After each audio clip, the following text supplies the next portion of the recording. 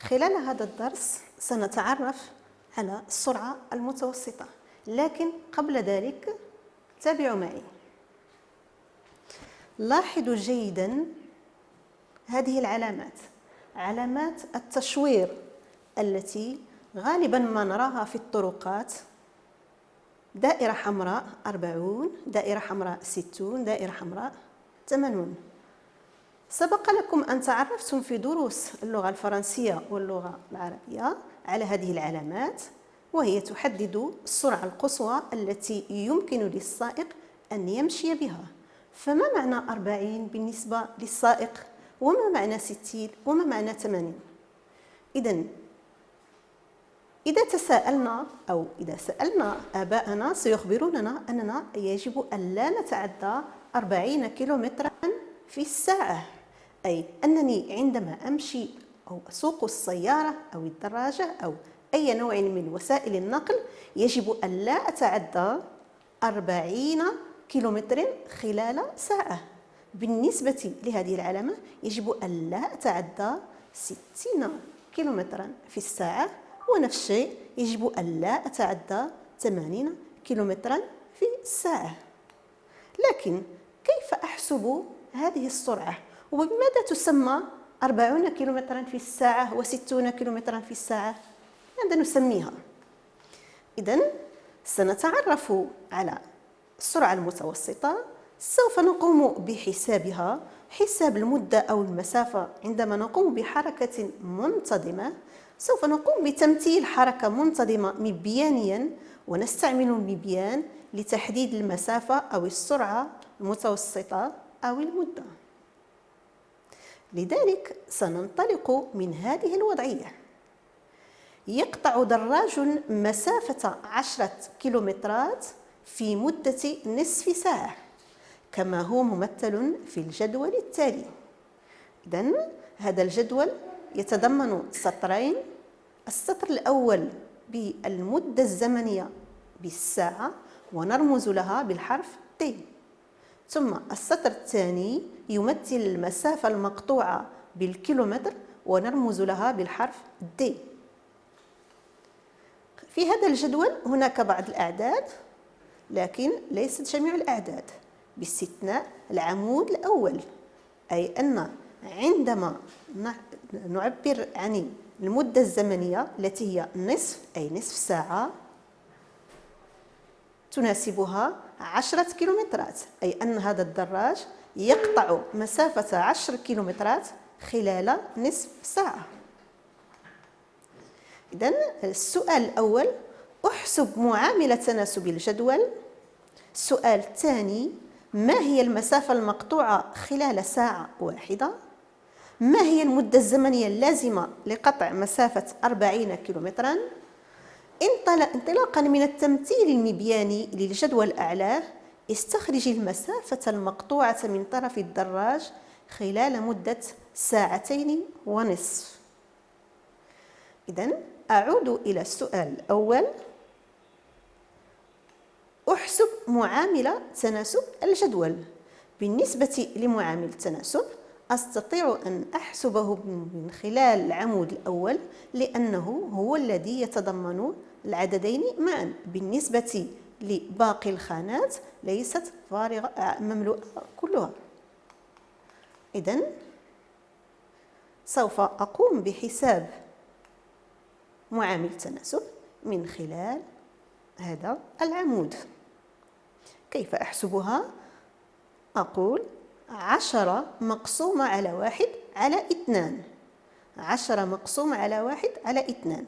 ما معنى 10 مقسومة على 1 على 2؟ أي أنني أقسم عددا صحيحا طبيعيا على عدد كسري، والقسمة على عدد كسري يعني الضرب في مقلوبه. إذن 10 ماذا تمثل 10؟ 10 تمثل المسافة. إذن لاحظوا جيدا المسافة.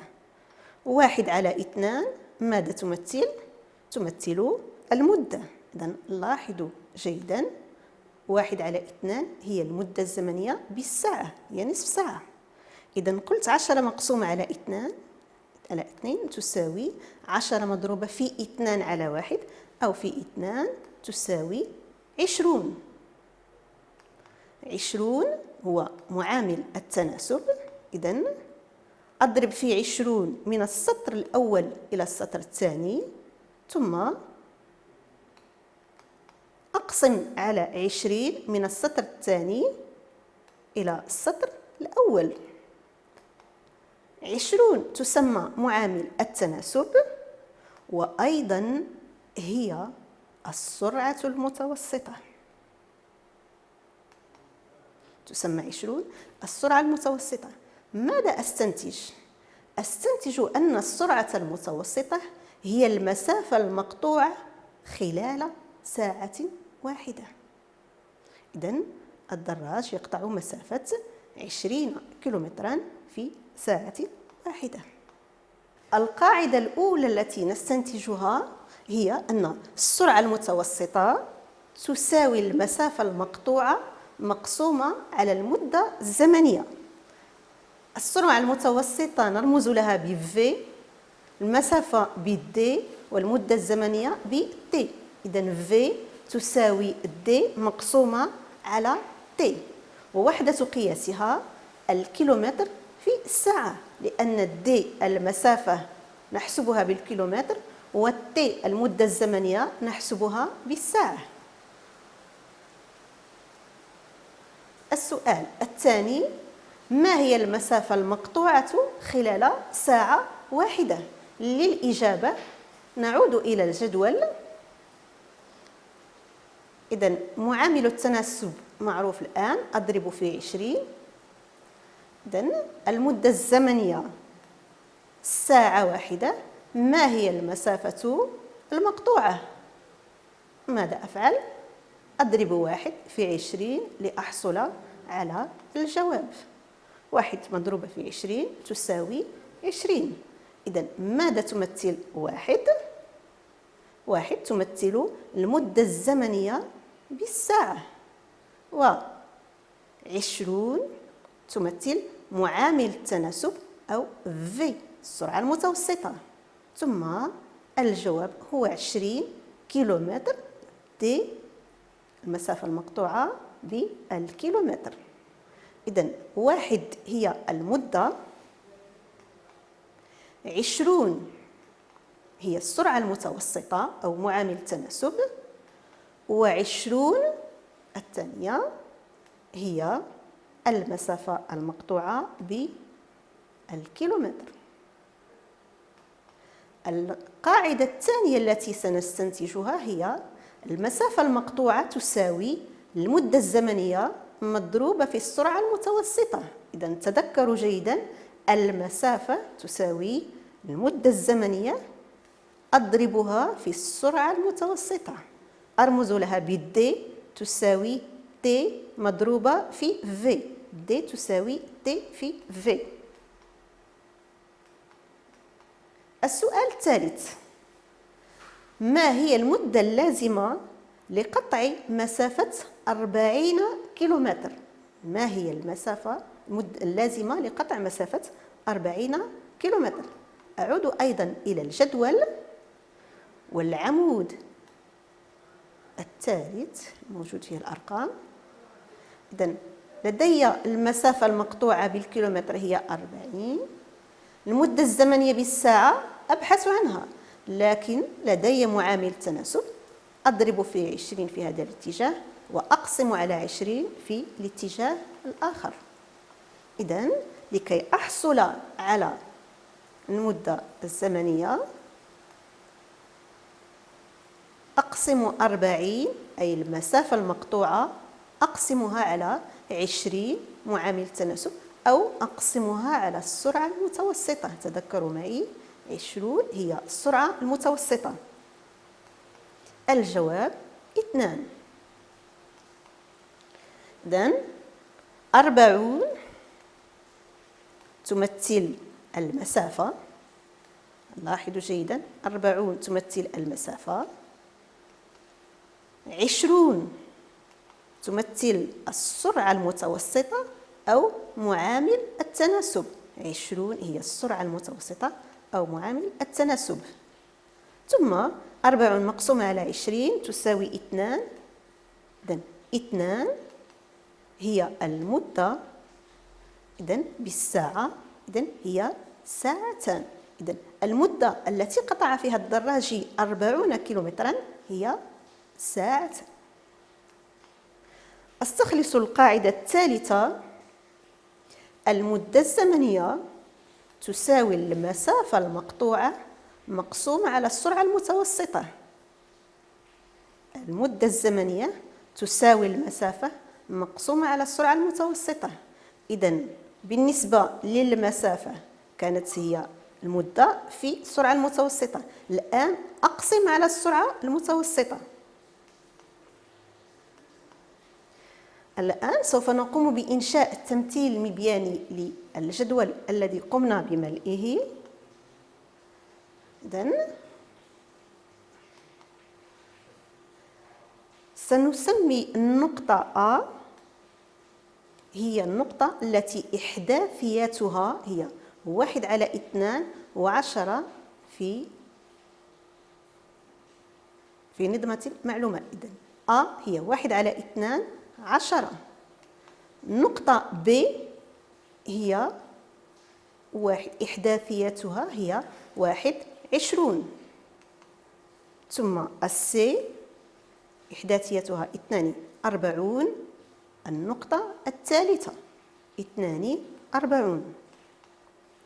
إذن في ورقة مليمترية إذا كانت موجودة، وإن لم تكن موجودة يمكن الاستعانة بورقة مسطرة أو نستعمل تدريجات الورقة أو نستعمل المسطرة ونقوم بتدريجها. إذن لإنشاء رسم مبياني أول شيء أرسم محور الأراتيب وهو يمثل الزمن بالساعة، ثم أرسم محور الأفاصيل وهو يمثل المسافة المقطوعة بالكيلومتر. أحدد نقطة الصفر. إذن نقطة الصفر هي نقطة التقاء المحورين معا. ثم أقوم بوضع سلم للتدريجات. إذن 1 سنتيمتر يساوي نصف ساعة. إذن التدريجة الثانية أو السنتيمتر الثاني يساوي ساعة. السنتيمتر الثالث يساوي ساعة ونصف. السنتيمتر الرابع يساوي ساعتين، وهكذا دواليك. بالنسبة لمحور الأفاصيل سنتيمتر واحد يساوي 10 كيلومترات. إذن سنتيمتر واحد يناسب 10 كيلومترات. السنتيمتر الثاني سيناسب 20 كيلومترا.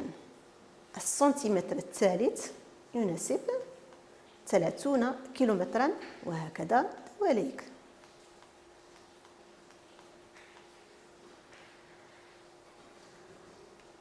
لإنشاء النقطة A التي إحداثيتها 1/2 10 أنطلق من محور الأراتيب 1/2.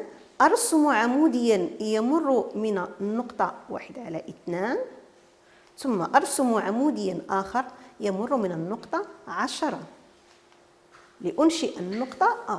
إذن النقطة A هي نقطة التقاء هذين العمود المستقيمين المتعامدين، الأول مع المحور الذي يمثل الزمن، والثاني مع المحور الذي يمثل المسافة المقطوعة. بنفس الطريقة أنشئ النقطة B إحداثيتها 1. إذن أرسم عموديا على المستقيم الذي يمثل الزمن يمر من النقطة 1، ومستقيما متعامدا مع المحور الذي يمثل المسافة ويمر من 20. لأن إحداثيات النقطة B هي 21. ثم أرسم النقطة الثالثة والتي إحداثياتها 42. إذن العمود الأول يمر من النقطة 2، والعمود الثاني المستقيم العمودي الثاني يمر من النقطة 40، يلتقيان في النقطة C. أرسم الآن المنحى الذي يمر من النقط A و B و C. كما تلاحظون حصلت على مستقيم يمر من النقطة 0. إذن أقول بأن هذه السرعة المتوسطة أو عامل تناسب الأعداد المتواجدة في الجدول متناسبة. لماذا؟ لأن الرسم المبياني على شكل مستقيم ويمر من النقطة 0 0، النقطة التي إحداثيتها 0 بالنسبة لمحور الزمن و0 بالنسبة لمحور المسافة. إذن هذا المحور الذي يمثل محور التماثل يمكنني من حساب المسافة إذا كنت أعرف الزمن، ومن معرفة الزمن إذا كنت أعرف المسافة. المثال الذي سنقوم به هو عندما يكون الزمن 2.5 ساعة، ما هي المسافة المقطوعة؟ الأمر بسيط، أقوم برسم المستقيم العمودي مع محور الزمن والذي يمر من النقطة 2.5. النقطة التي يلتقي فيها مع المنحى تمثل النقطة التي سيمر منها المستقيم الذي سيحدد لي المسافة المقطوعة. إذن ما علي إلا أن أرسم مستقيما عموديا مع محور المسافة ويمر من هذه النقطة. إذن أرسم هذا المستقيم العمودي مع المسافة والذي يمر من هذه النقطة التي حصلت عليها.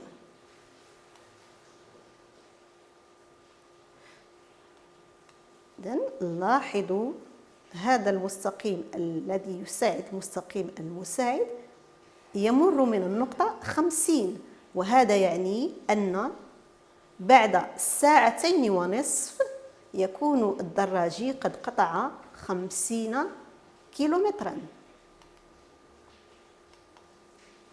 إذن في نهاية هذا الدرس نستنتج أن السرعة المتوسطة V تساوي المسافة مقسومة على الزمن. المسافة هي D في V تعطيني المسافة. المدة الزمنية T تساوي D على V. وشكرا على انتباهكم.